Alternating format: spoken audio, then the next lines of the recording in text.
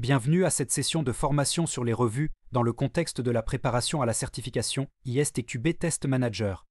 Dans cette session, nous allons plonger dans les différentes facettes des revues logicielles, leur importance dans le processus de test et leur rôle essentiel dans l'assurance de la qualité du logiciel. Comme vous le savez peut-être déjà, les revues ont été introduites dans le programme ISTQB Foundation Level comme des activités de test statique pour les produits logiciels. Elles sont un élément clé de la gestion de la qualité du logiciel et essentielles pour la réussite d'un projet. Comme test manager, vous pourriez être responsable de la gestion globale des revues, en particulier en ce qui concerne les produits de test. Cependant, dans un contexte plus large de projet logiciel, cette responsabilité devrait être une question de politique organisationnelle. Cela signifie que le responsable des revues, quel qu'il soit, est désigné comme le leader de la revue.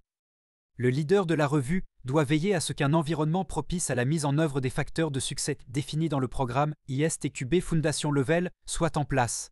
De plus, le leader de la revue devrait élaborer un plan de mesure pour garantir que les revues apportent une valeur effective.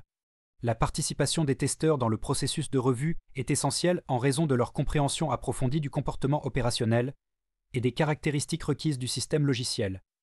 Tous les participants aux revues doivent suivre une formation en revue pour mieux comprendre leur rôle respectif dans le processus de revue. Il est impératif que tous les participants aux revues soient engagés à obtenir les avantages d'une revue bien menée. Lorsqu'elles sont correctement réalisées, les revues sont le principal contributeur à la qualité globale du logiciel livré, et elles sont également très rentables. Par conséquent, il est essentiel que les leaders de revues soient capables de mettre en œuvre efficacement les revues dans leurs projets et de démontrer les avantages de ces revues. Les revues peuvent prendre différentes formes au sein d'un projet, notamment 1. Revues contractuelles. Elles sont initiées au début du projet et à des jalons importants du projet. 2. Revues des exigences. Elles sont initiées lorsque les exigences sont disponibles pour examen, couvrant idéalement à la fois les exigences fonctionnelles et non fonctionnelles. 3. Revues de conception de haut niveau.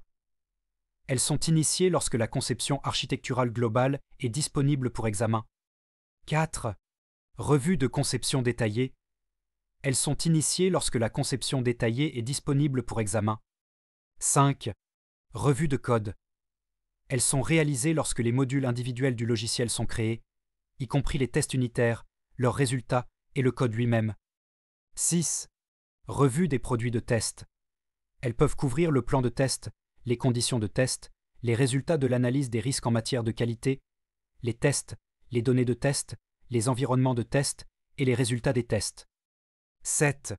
Revue d'entrée de test, préparation au test et revue de sortie de test. Elles vérifient respectivement les critères d'entrée de test avant de commencer l'exécution des tests et les critères de sortie de test avant de conclure les tests. 8. Revue d'acceptation. Elles sont utilisées pour obtenir l'approbation du client ou des parties prenantes pour un système.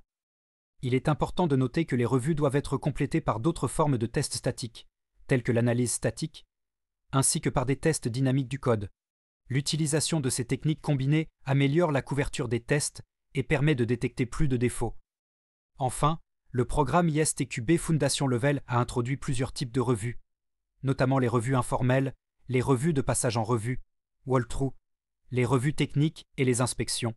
En tant que test manager, vous pouvez également être impliqué dans les revues de gestion et les audits.